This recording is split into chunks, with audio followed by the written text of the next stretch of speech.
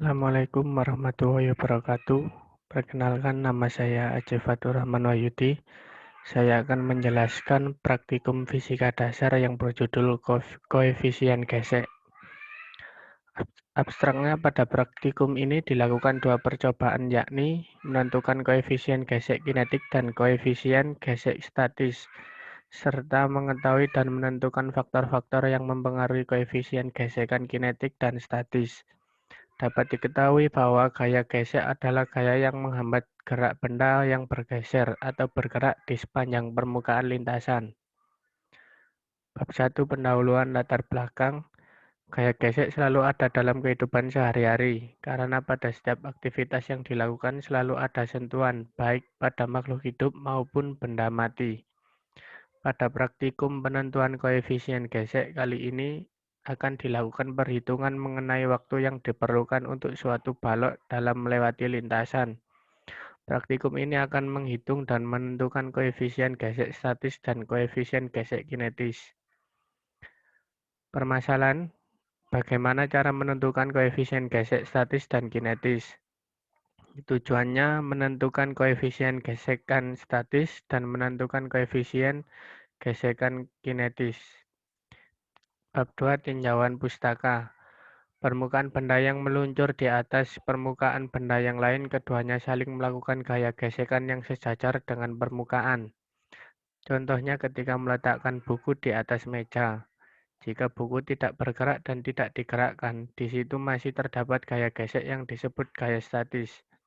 Gaya tersebut akan menjadi gaya gesek kinetis jika buku atau benda tersebut digerakkan. Bab 3, metodologi praktikum. Alat dan bahan. 1, papan gesekan. 2, tempat beban. 3, beban atau anak timbangan. 4, stopwatch. Langkah-langkah praktikum. Koefisien gesekan statis.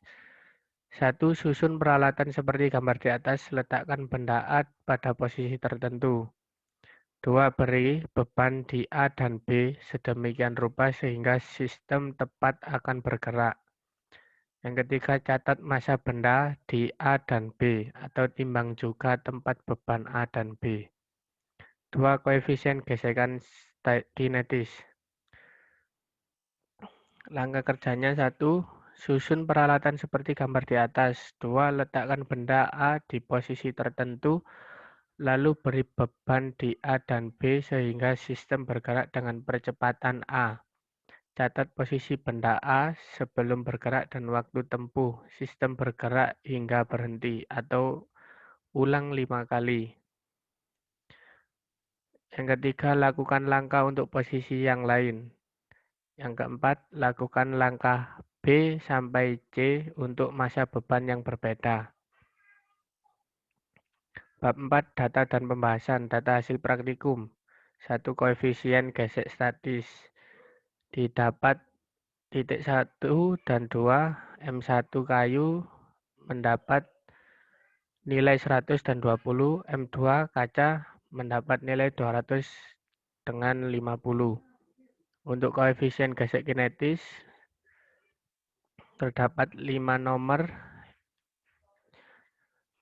M1 mendapat nilai 60, 80, 100, 120, dan 140. M2-nya 100, 130, 150, 170, dan 190. Untuk H, 1,13, 1,13 sampai yang kelima 1,13. Untuk T-nya, yang ke-1 mendapat 3,40, yang kedua 3,50, yang ketiga 2,97, yang keempat 2,50, yang kelima 1,35. Koefisien gesekan massa kayu 244 gram dan massa kaca 93 gram. Perhitungan dan grafik. Koefisien gesekan statis adalah perbandingan gaya statis maksimum atau Fs maksimal dengan gaya normal. Mu S sama dengan Ts maksimal per N. Gaya normal atau N untuk bidang datar dan bidang miring adalah seperti ilustrasi berikut. Gambar koefisien gesek statis pada saat tepat akan bergerak. Fs berharga maksimum sehingga mu S sama dengan M2 per M1. Gambar koefisien gesek kinetis, keadaan tepat akan bergerak dapat dicapai pada sudut kemiringan tertentu. Misalnya dengan rumus mu K sama dengan F kali K per N. Koefisien gesekan kinetis adalah perbandingan antara gaya gesekan kinetis dengan gaya normal atau N yang mempunyai rumus mu sama dengan F kali K per N. Grafiknya sebagai berikut. Grafik sebagai dua fungsi, yaitu grafik koefisien gesek statis dan koefisien gesek kinetis. Pembahasan dalam praktikum kali ini yaitu menentukan koefisien gesek bahan yang diukur koefisien gesek statis, mu S, dan kinetis, mu K. Pada balok yang didapatkan pada hasil di atas dalam percobaan kali ini menentukan koefisien gesek statis dan koefisien gesek kinetis. Pada balok dengan landasan berbeda yaitu kayu dan kaca. Gaya gesek benda kecepatannya juga dipengaruhi oleh bidang landasan yang dilewatinya. Kesimpulan dan saran. Kesimpulan pada praktikum penentuan koefisien gesek bahan diantaranya 1. Permukaan landasan yang digunakan mempengaruhi besar koefisien gesek statis benda. Yang kedua, massa tidak mempengaruhi besar koefisien gesek statis suatu bahan. Yang ketiga, kemiringan landasan mempengaruhi besar koefisien gesek statis dan kinetis. Yang keempat, massa mempengaruhi besar koefisien gesek kinetis. Untuk saran, praktikum selanjutnya agar diharapkan mempersiapkan materi sebelumnya mengenai percobaan yang akan dilakukan, terutama langkah kerja dan prosedur kerja yang akan dilakukan.